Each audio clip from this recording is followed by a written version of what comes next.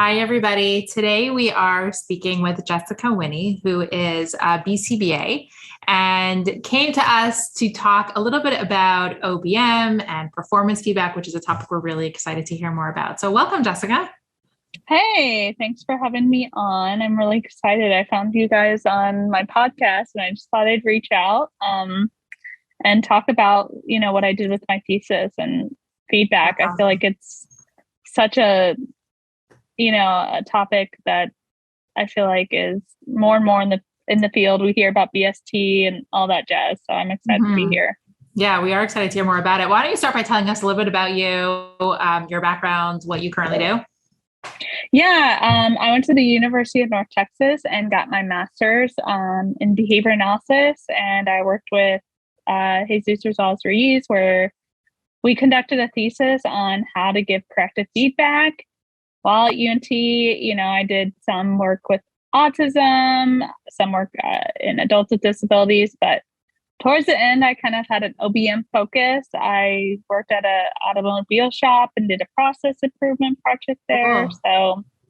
And currently I'm at a Texas State Supported Living Center as a board certified behavior analyst. But I still love the realm of OBM, and I talk about it and do it as much as I can. I really love OBM too. That was one of the big focuses in my grad school as well. And, I never went into it much further than, just implementing it within my centers, but I still love it and could talk about it for ages. Yeah, same here. And I think part of when you reached out was so interesting is because a lot of us, I don't think, are prepared enough to be managers and to be creating structures and giving feedback. I think we get so focused on the content and the task list when we're studying that we don't necessarily realize the other components of the job. And then we're thrown into the role, and all of a sudden, people are looking to us for feedback and training, and we're kind of like, what just happened? So I thought it was a really interesting topic to discuss. And one of the things you mentioned is something that I was always trained on was that, feedback sandwich was start by something nice, give them the constructive or, more negative feedback, and end with something nice. You don't seem to be a fan of that. So what's your thought on that? We call it the bullshit sandwich because that's what me and my advisor call it, just because it's just first of all, the learner that isn't paying attention to the good. They're just going to focus on the bad. And then a lot of times the feedback sandwich is done after performance is done, and it doesn't really give the learner an opportunity to practice what you're telling them. It's the end of a behavior, and the behavior, we don't really know when's the next time they're going to have a chance to practice it. It might be a few days from now or even 24 hours from now. So really, I didn't use the feedback sandwich in my thesis, but when I was digging through the research, a lot of people aren't really a fan of it because it really just doesn't tell them what to do differently, and it doesn't make them feel successful. And it's just, I know when I've gotten the feedback sandwich, I don't really pay attention to the good. It just is really anxiety producing. It's so interesting how feedback is also so subjective. Some people are so eager to get feedback. I actually hate getting feedback. It's not something that I, ask for. I don't need it. I don't look for it. So I'd rather, and if you're going to give me feedback, I'd actually rather you not pretend it's nice. Just tell me what you need to tell me versus saying what you like about it or not. So I find that it's it is pretty subjective about how you're going to give that feedback. So I'm curious to hear what the research does say on giving feedback if it's not the sandwich. Yes. So in my thesis, I did it through the Portable Operant Research and Training Laboratory, known as Portal, which was developed by Mary Hunter and Jesus Rosales at the University of North Texas. And I love them. I met them at ABAI. Phenomenal. And Portal, PORTL, for those people listening, is a really awesome way to train staff. Was that the board game? Yes, the board game. Yes. So fun. Yes, it's. I love Jesus and Mary. They're I was really lucky. I was in one of the first Portal classes, and my thesis was unique because I actually talked during Portal because I was giving feedback. But I did have a portal experiment, and I had 2 different conditions, and there's a lot of details of the 2 conditions. So I'll just kind of give a highlight. I had a feedback before condition where participants were given feedback before they were to match nonsense words to nonsense figures like Japanese symbols, based on prior performance, or they are given it to them afterwards. And it would be like, point to CAD backs, and the after condition, if they got it wrong, no, this is CAD backs, and immediately correct them. Point to googly boop, and it would just go like that. Where the feedback before, they would say, I'd say, point to Punir, and I'd show them where Punir is, and I'd point to, trying to remember all the words I used, but whatever it was. So those are the 2 conditions. And what's interesting is in the feedback before, learners were quicker. So their response time was a lot quicker. And when we looked at accuracy across conditions, we didn't actually surprisingly see any differences. Learners kind of learned at the same rate across conditions because it's nonsense, and you're absorbing a lot at once. And then in terms of which one they preferred feedback before. But what was interesting is we also measured emotions. And as participants got more correct across both conditions, they reported being happy. And Jesus and I felt like the takeaway from that project was feedback should be immediately useful. So really, participants wanted feedback that was going to be useful for them, that they could use right away. And as the learners get more and more correct, they're going to feel better about the feedback that's given. So that's kind of what I found in my line of research. Which really isn't that surprising to me because, you look at, priming, right? A Bcba term, an ABA term that has been used for years and years and years. Priming is really just pre-teaching, and that's what is good practice to do with our learners. So if our learners are walking into a situation, we prime them ahead of time by either, putting the events in their calendar or, reading through a social narrative or telling them the expectations before they go in so that they can perform well. And it doesn't make sense for us. Like when you put it that way with the research and stuff like that, you, of course, like, yeah, oh, wow. But really, I mean, we're setting our learners up for success. Why are we not setting up our staff for success? And why are we not priming our staff? Hey, remember, so-and-so's in and so-and-so does this and learns this way. So remember to give your SD this way. Oh yeah. Thanks for that. Versus you didn't give the SD that way. Like I told you to a month ago. Right. Yeah. And I find it also trickles into like my parenting because I'm so used to with staff, making sure the expectations are clear, telling them what to expect and kind of doing that priming and feedback in advance, as opposed to like, you did something wrong and you weren't supposed to do that. And so I find I do it with my kids also where like, my husband might tell them that they did something wrong or he didn't like something that they did. And I'm like, but did they know that that was an expectation? Should they have known first that that was what you expected? And so I find myself noticing, that retroactive feedback, or like telling someone they did something wrong, may not be the most effective. So it's super interesting that the research supports that also. And I agree. I hate when people have given me feedback on an expectation that was not given to me. I'm like, excuse me, you didn't tell me that this was a rule. And now you're telling me this is a rule and punishing me for it. I hate when people do that. And in my research, like I was still correcting my learners beforehand because it's based on their prior mistakes. So, I think it's fine to correct people because I'm the same way. Like, I want to be better. I want to do better. I want to find better ways to do things.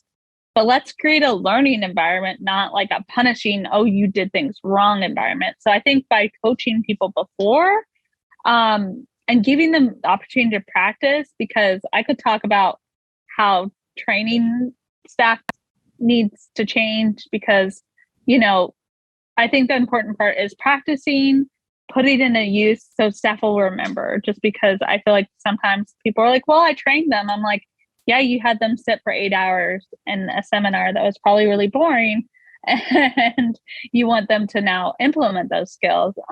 But I think as far as like performance goes, we want to, make sure it's relevant. We break down those skills, and, we don't overwhelm staff, chunk it down, shape them, much like we do our clients. So what would the research say about the importance of not just the like sitting through the training, but, doing it in person, kind of that experiential learning? Is that an important part of that whole sequence? I feel like that maybe that's what I should go get my PhD in. I don't know. I'm not sure, because that's what I feel like, based on trainings I've been on. So it's probably my personal soapbox and assumptions, but I do know, like in my experiment, it was all relevant to like the task at hand that they were learning. So in my thesis, making sure they practiced and had success and got more and more right, because learners over time got, as the conditions went on, because we did an A B condition. So as learners were going through the conditions, they were getting more and more right because they were remembering. And I feel like they were learning the task at hand until they mastered it. And I think, of course, how you word it is important too, because like in the feedback after, it'd be like, no, this is googly book. And then in the before, it was, hey, this is googly book, point to googly book. So I think how you phrase things to staff is also important as well. And that's something that, I think if we had a suggestion for the 4th edition of our Cooper manual, it would be to put in how to give feedback, because it's such an important component of being a BCBA. Yet no one teaches you that. You get thrown into a supervisor role and no priming, no nothing, just, okay. Yeah. And we're not taught to be supervisors either. So it's just kind of like, and I think that's, I agree. I think it needs to be in the book because, like we just keep on getting more and more BCBAs, and which is great. But, if you have a new BCBA training, a new BCBA, it just kind of makes the problem a little more worse and worse. Totally. I'm curious what role like emotions play in all of that feedback. Like, does it matter? Is it important to how they, accept the feedback?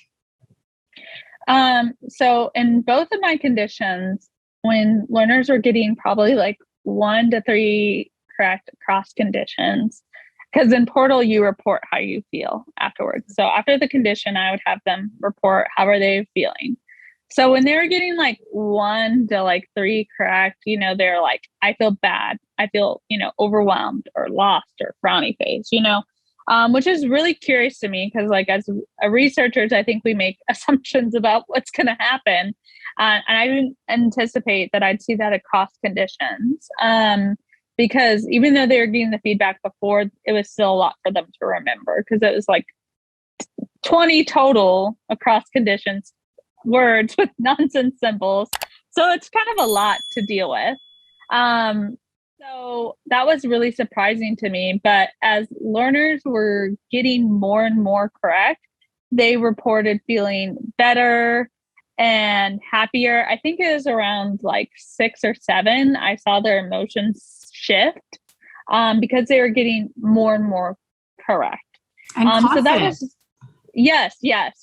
I did see like around 7 or 8, people are like, I feel confident or yay or smiley face. So that was really cool because it kind of supports like what Israel Golddiamond suggests is that emotions play into contingencies is what he suggests. And we really saw that like the contingency of positive reinforcement. We saw happiness because they were getting more and more correct. So that was really fun to see that there was evidence beside Izzy saying, hey, emotions play a role in contingencies. We're not just emotional. It comes from the contingencies at play. And that's what we saw, because the more positive reinforcement people were getting, the happier they were feeling. And I think that goes into feedback, is if we can set up feedback as, people are getting more the good than the bad, or that learning is turned into a reinforcing event, then I think we see, people are happier. And were you using reinforcement outside of, like, in addition to the feedback, or the feedback was the reinforcement? I'm not really sure what they felt like the reinforcer was, but I did use, like, in Portal, like, everyone you got correct, you would get a click, and then you'd get a token. So that's how Portal was set up. So that's the reinforcer in Portal. But also I used, but yeah, that's what I used. I used the click. Almost sounds like it was their own feelings of satisfaction that became the reinforcer. Yeah. This would have huge implications for a center. So just in terms of staff culture. And if you're giving feedback in one particular way and people are not feeling empowered and confident, the staff culture may be affected. Whereby if you're giving feedback in a different way so that, they're having success and feeling confident, imagine what that does to the staff culture. Yeah, I just read Brené Brown's Dare to Lead book, and that was really interesting because she talks about feedback in her book. So I feel like I need to dissect that book and think about it in terms of my thesis, because in her company, she very much has like a feedback culture. So some of her suggestions were, really interesting to me as a scientist, because I think she said, like, sometimes like they have like a circle back after feedback, you give the feedback and then you like circle back and you kind of like say like how you felt and stuff like that. So I thought that was really interesting, but I do think it's really important to foster a feedback community, because my experience has always been like avoid. And I've just had to change like how I get and receive feedback. Because I didn't like how it was given to me, because it'd be surprise, or, people really wouldn't tell me what I needed to change. And then that led to like some awkward situations. And then it's just like, it's kind of like, okay. So for me, like what I do personally is I check in with my bosses. I ask for mentorship. Like I, seek those things out. And I create the culture for myself, because I agree. I think it could change, centers. I think, people want to do well. And I think people kind of just have been promoted in these positions. It's not just BCBAs that are being thrown in without training on how to be a leader, give feedback. It's across the industry. People are just being promoted and never being trained on how to do this key component. Yeah. And I like the idea of being, referring back to something specific when you give the feedback. So even though it's in advance, you're still like using previous experience to inform the type of feedback that you're giving. Because I think what you were saying, indirect feedback is really not helpful. I think that people value something that's direct, even though it might be like, a difficult conversation. I think we're only doing our staff and our clients and everybody a service if we can just be honest and be direct and be specific. Like to give something too generic or too general. And sometimes giving that in advance takes a lot of work for us to think of a specific example and think about how we're going to phrase it. Something that I like to do is have like regular ongoing check-ins so that it doesn't feel like if I have to give you feedback, oh, I'm booking a meeting and that must be a bad thing. Like meetings are, on an NCR, they're just, they just happen. And sometimes there's feedback in those meetings and sometimes they're just positive. And so having it be less, nerve-wracking that this is going to be feedback, but like having it just be an ongoing, direct and open conversation, I think is important. Yeah, I think that's great, because I think, people are like, oh, I need to talk to you, and you're like, or like, we have the meeting. I get nervous too, right? And I'm like, what? And then, if the person who's receiving feedback is nervous because they have to meet with the boss, or the supervisor is nervous because they have to give feedback, it's just not a great situation, period. And you talk about a rapport dance. Mm-hmm. Can you explain that a little bit more? Yeah.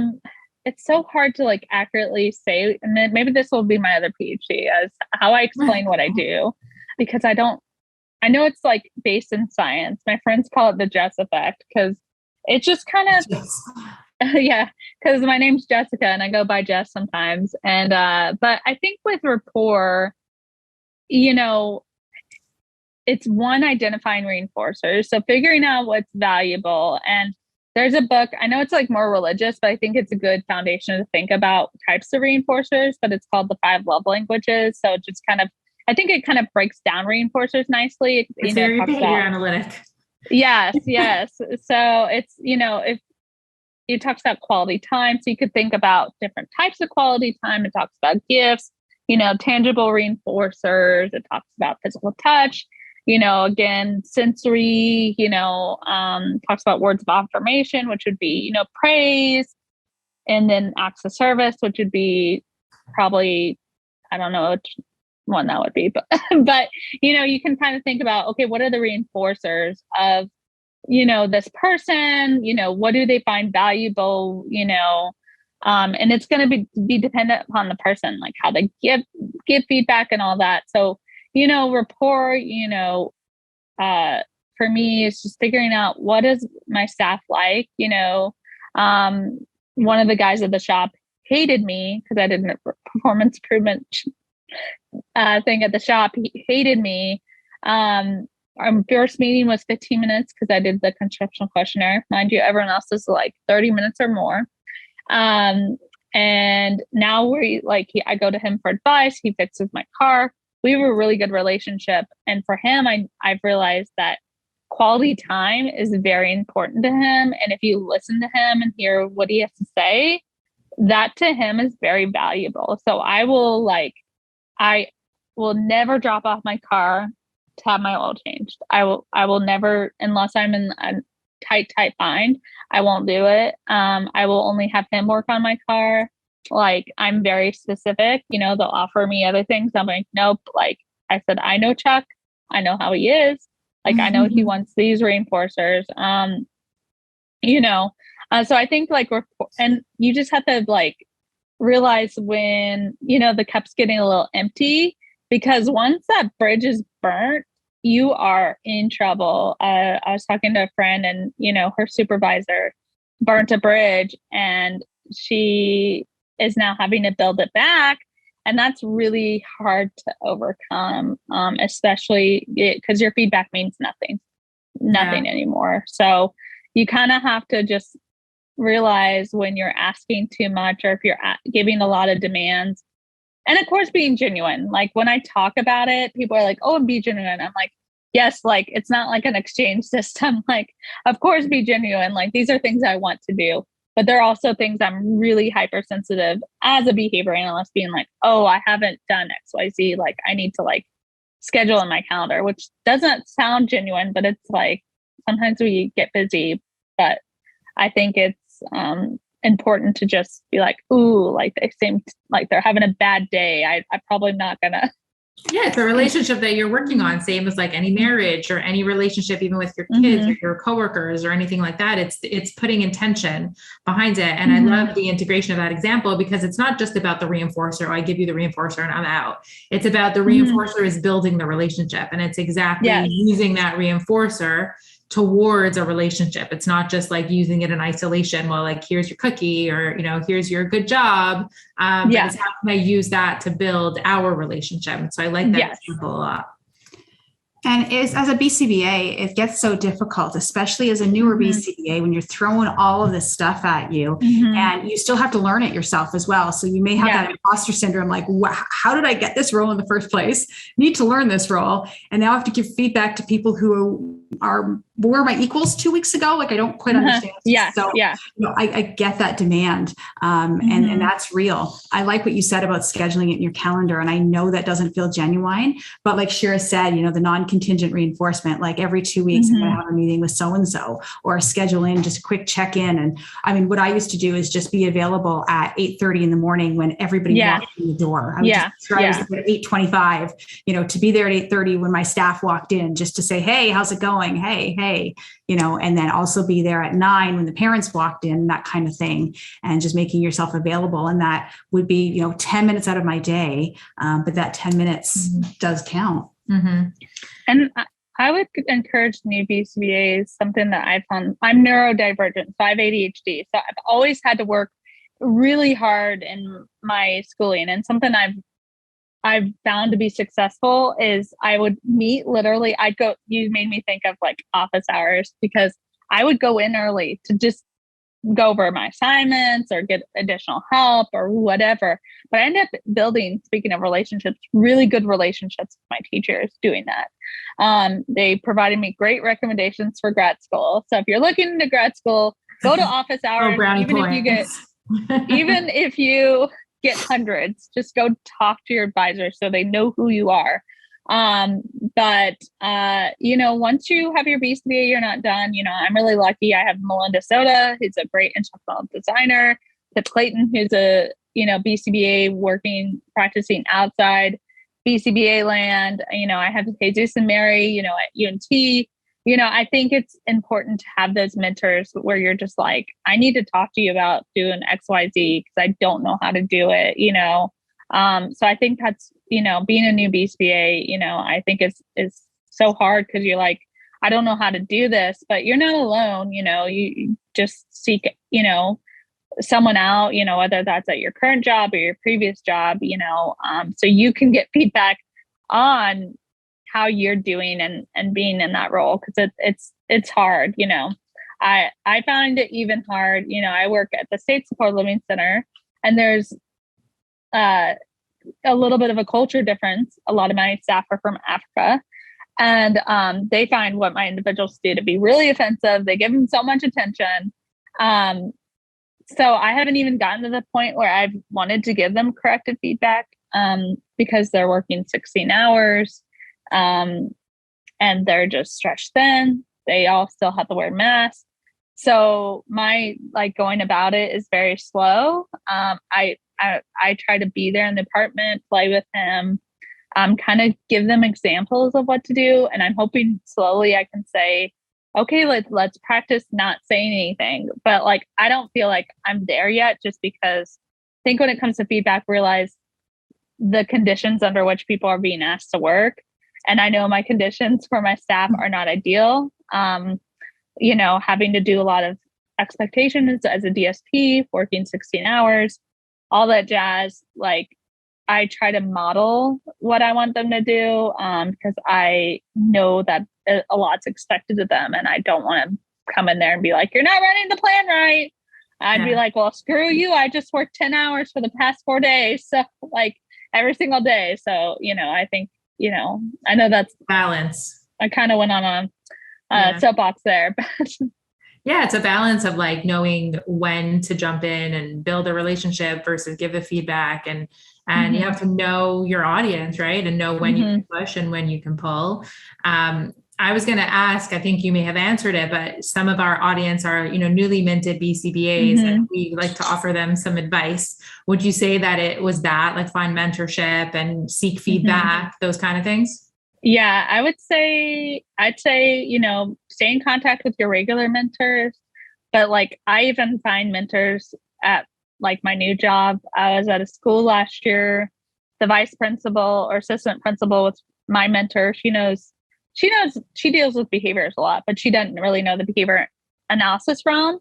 But she really, worked with me on just professional goals and met with me. And at this job, my bosses are available for me for mentorship, but I definitely have my two I always call are Pip or Melinda. I'm like, hey, here's my situation.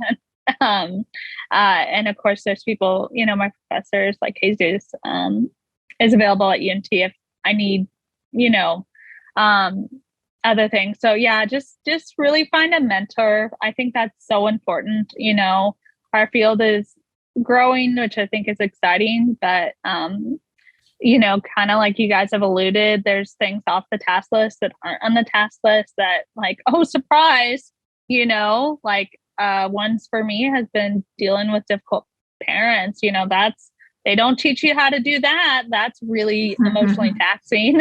Yes. So, so I really think, finding a mentor to, help you through, how do I get feedback? How do I deal with this, difficult mom, or, one of my clients passed away, if you work with adults, that happens, so yeah, I'd say find a mentor. Yeah, that's a great answer. And I think there's always more to learn, and having somebody to support you through that is important. Yeah. Well, Jessica, thank you so much for being on this podcast. Thanks for having me. Yeah, it was great. Thanks for having me. It's a great message. Is there any way that you want to share that people can find you? Yeah, I'm old school. I do not have a web page, but I do have an Instagram and a Facebook, which is constructing.dreams_, or people can really old school it and email me at Jess, JESSWINNE88@gmail.com. And those will be in the show notes as well. Yeah. Well, thank you, Jessica, and good luck with all your future theses, and you'll have to come back and tell us how those go. Yes. Thank you. Thank you.